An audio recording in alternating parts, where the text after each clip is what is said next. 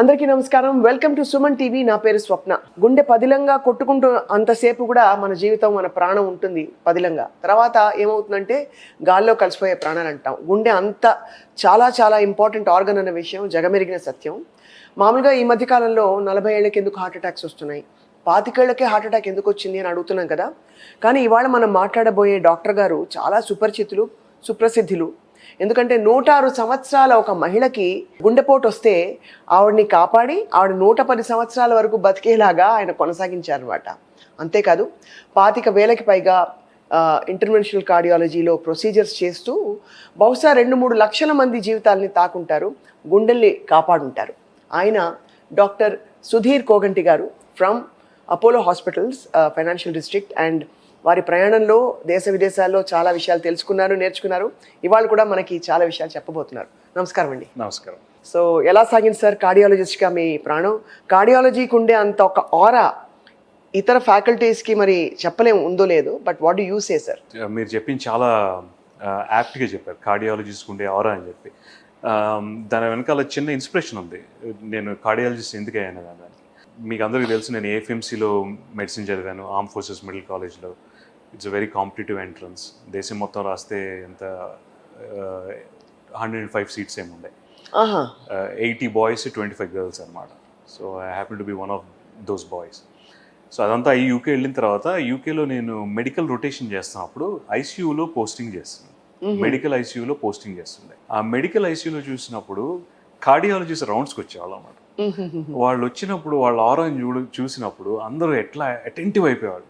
ఒక కార్డియాలజీ వచ్చారు, ఏం చెప్తారు వీళ్ళు, ఇప్పుడు ఏం ప్రొసీజర్ చేయబోతున్నారు, ఈ పేషెంట్ని తీసుకెళ్ళి ఏమి ఇన్నోవేటివ్ ప్రొసీజర్ ఏం చేయబోతున్నారు, ఎట్లా కాపాడబోతున్నారు అని చూసి ఇన్స్పైర్ అయ్యి అవడం జరిగింది అన్నమాట కార్డియాలజిస్ట్. సో మీరు అన్న ఆరాకి that was an inspiration for me. So అక్కడి నుంచి మీ కార్డియాలజీ ప్రయాణం మొదలైందా? Yes, yeah. So cardiology, interventional cardiology, cardiac surgery మూడిటికి ఏంటి సార్ డిఫరెన్స్? అంటే మూడోది చేస్తే ఆటోమేటిక్గా 2 వచ్చేస్తాయా, లేదు ఇదేమన్నా గ్రెడేషన్సా, ఎలాగా? అన్నిటికీ డిఫరెన్స్ ఉంది. యాక్చువల్లీ అందరూ కూడా ఈ రోజుల్లో నేను ఇంటర్వెన్షనల్ కార్డియాలజిస్ట్ అని చెప్పుకుంటారు. అది గొప్ప విషయం, ఎందుకంటే ఇంటర్వెన్షన్స్, హార్ట్ ఇంటర్వెన్షన్స్ చేయడం అంత తేలిక కాదు. అవును. బట్ కానీ ఇంటర్వెన్షనల్ కార్డియాలజిస్ట్ అవ్వేక ముందు అందరూ కూడా must be a good general cardiologist. Okay. అంటే హార్ట్కి సంబంధించిన అన్ని జబ్బుల గురించి కూడా అవగాహన ఉండాలి, అన్నీ కూడా ట్రీట్ చేయగలిగే కేపబిలిటీ ఉండాలి. అవన్నీ తర్వాత ఇంటర్వెన్షనల్ కార్డియాలజిస్ట్ అనమాట. సో జనరల్ కార్డియాలజిస్ట్ అయ్యాక, ట్రైనింగ్ బాగా చేసినాక, బాగా పర్ఫామ్ చేసినాక తర్వాత ఇంటర్వెన్షనల్ కార్డియాలజీ అవటం అనేది. కార్డియాక్ సర్జరీ అనేది కంప్లీట్లీ డిఫరెంట్. కార్డియాక్ సర్జరీ అనేది సిటీ సర్జన్స్ అంటాము, కార్డియోథొరాసిక్ సర్జన్స్. గుండె ఆపరేషన్స్ చేయడం అనేది different speciality altogether. So cardiology, interventional cardiology is more physician, cardiac surgery is more cardiac surgeon. So interventional కార్డియాలజీలో of course ఇప్పుడు చాలా వినూత్నమైన ప్రక్రియలు వచ్చి కార్డియాక్ సర్జరీ అవసరం లేకుండా కూడా చాలా ప్రొసీజర్స్ వచ్చాయి సార్. మీ ప్రయాణం ఎలా కొనసాగింది ఈ 2-3 లక్షల మంది పేషెంట్లను చూస్తూ? సో ఇంటర్వెన్షనల్ కార్డియాలజీ మీ అందరికీ తెలిసి నేను యూకేలో ట్రైనింగ్ చేశాను కదా. ఇంటర్వెన్షనల్ కార్డియాలజీ ఫెలోషిప్ రావాలంటే యూకేలో అంత తేలిక కాదు. సో మీ జనరల్ కార్డియాలజీలో బాగా పర్ఫామ్ చేసిన తర్వాత జనరల్గా unit to do a period of research అన్నమాట. మీరు రీసెర్చ్ చేసి రీసెర్చ్ డిగ్రీ వచ్చిన తర్వాతనే ఇంటర్వెన్షనల్ కార్డియాలజీలో ఫెలోషిప్ చేయడానికి క్వాలిఫై అవుతాం. నేను ఆ రీసెర్చ్ కూడా ఇంటర్వెన్షనల్ కార్డియాలజీలోనే చేశాను. లండన్లో రాయల్ ఫ్రీ హాస్పిటల్ అని ప్రఖ్యాత హాస్పిటల్, కార్డియాక్ సెంటర్ ఒకటి ఉండేది. In association with another hospital కూడా ఎరాస్మస్ కార్డియాక్ సెంటర్ అని నెదర్లాండ్స్లో ఉంటుంది. థొరాక్ సెంటర్ అంటాం, రోటర్డామ్లో ఉంటుంది. They used to be a guy called Patrick Serruys, professor Serruys, old leader in research in interventional cardiology అన్నమాట. ఆయన యూనిట్లో టైం స్పెండ్ చేయడం జరిగింది. అట్లాగే in collaboration with Great Ormond Street for children's, Great Ormond Street hospital for children's అని, అది కూడా లండన్లోనే. It's a world renown hospital in treating sick children. ఈ 3 హాస్పిటల్స్ అసోసియేషన్తో we came with a project. అది కూడా ఇంటర్వెన్షనల్ కార్డియాలజీ బేసిస్ మీదే అనమాట. సో నేను ఆ ప్రాజెక్ట్ చేస్తున్నప్పుడు I ended up publishing almost 7 to 10 papers. And I published, presented at various international meetings. అంతేకాకుండా ఆ పీరియడ్లో నేను చేసిన రీసెర్చ్ థీసిస్ ఏదైతే ఉందో దానికి University College London, which happens to be one of the world's top 10 universities, దాని నుంచి MD రెస్ అనే డిగ్రీ రావడం జరిగింది. అదయ్యాక I went into interventional cardiology proper. That was at Bart's Heart Center in the center of London, which is a big unit, which has got 10 cath labs, doing almost 4,000 angioplasties a year. So I spent 2 years in cath lab doing only interventional procedures, nothing else. Wow. And after that I came to India, and India వచ్చిన తర్వాత you know what kind of volumes are there in India. అవును. Huge population, చాలామంది cardiac diseases ఉండటం. So అట్లా citizens hospital ఉన్నప్పుడు, which was my previous organisation, I set up a programme called primary PCI programme.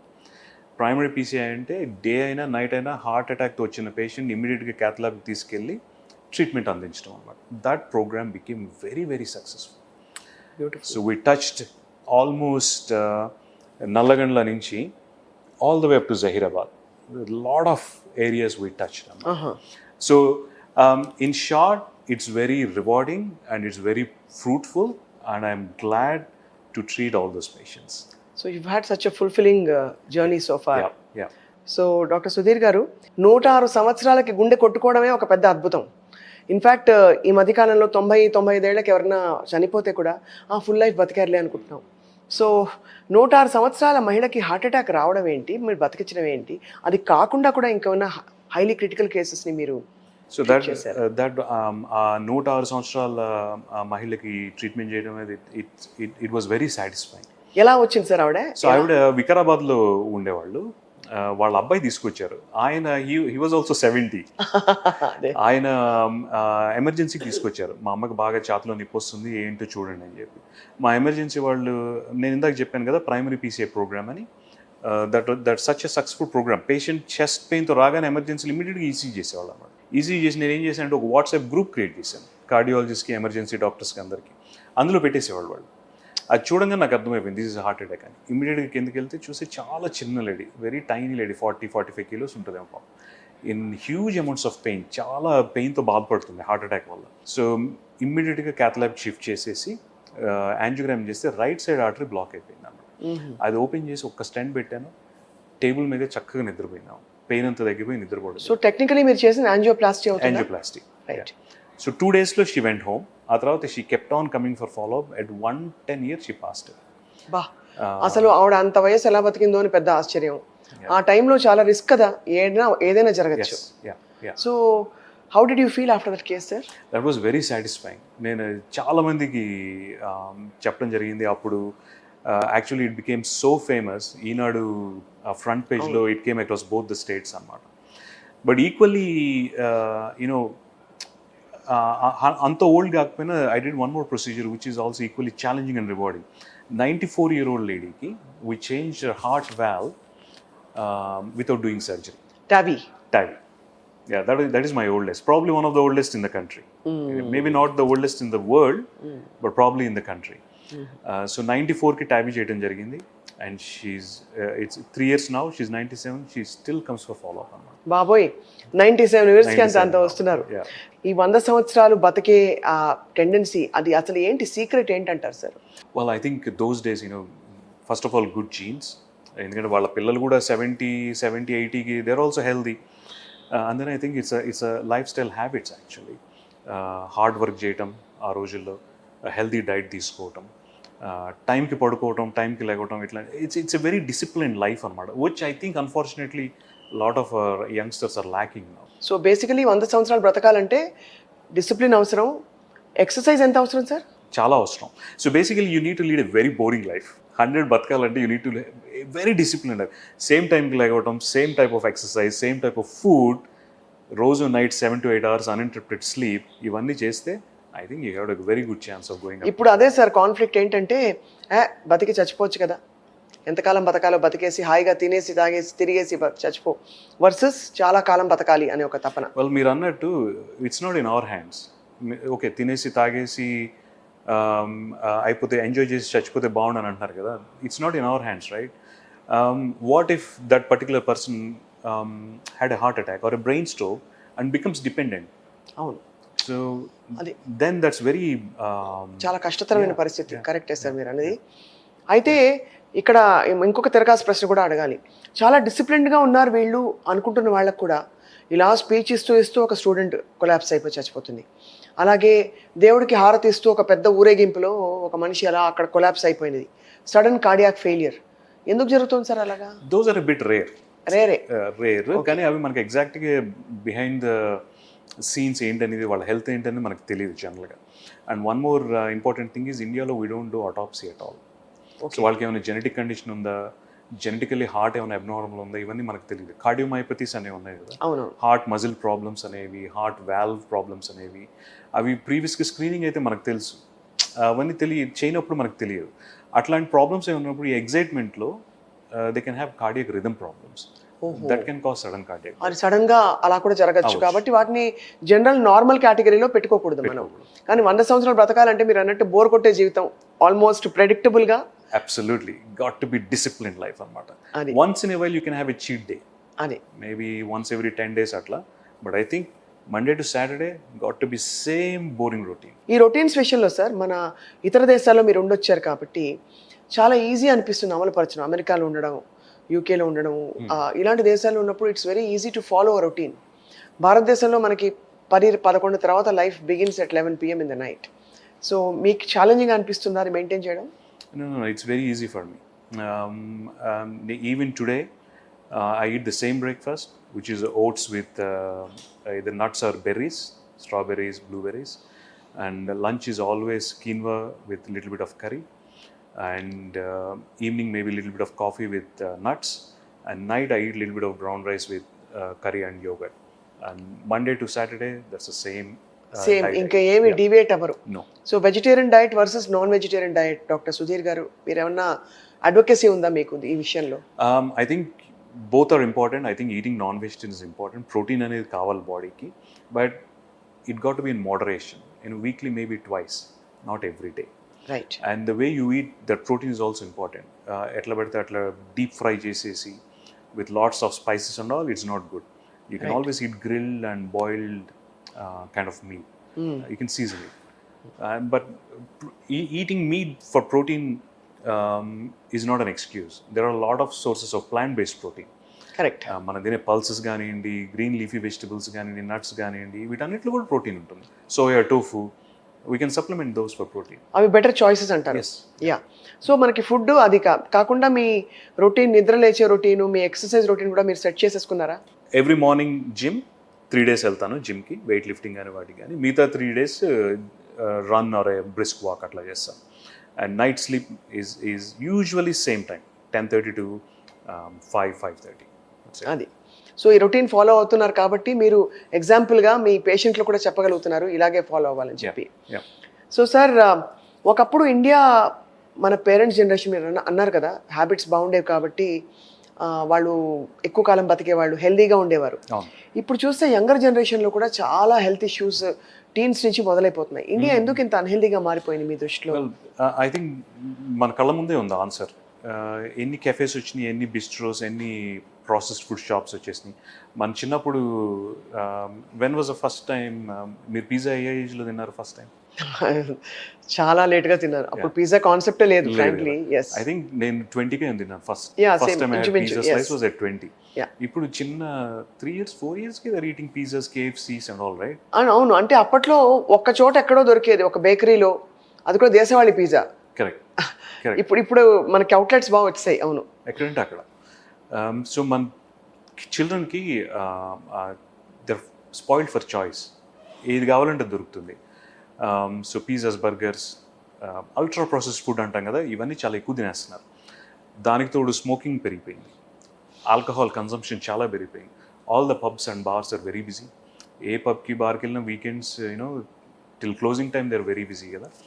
దాంతోపాటు what kind of food they are eating, I think it's all very harmful. And ఇవాళ రోజుల్లో మరి obviously మీరు cardiac health point of view నుంచి తప్పకుండా మీరు పాటించవలసిన 5 సూత్రాలు అంటే ఏం చెప్తారు సార్?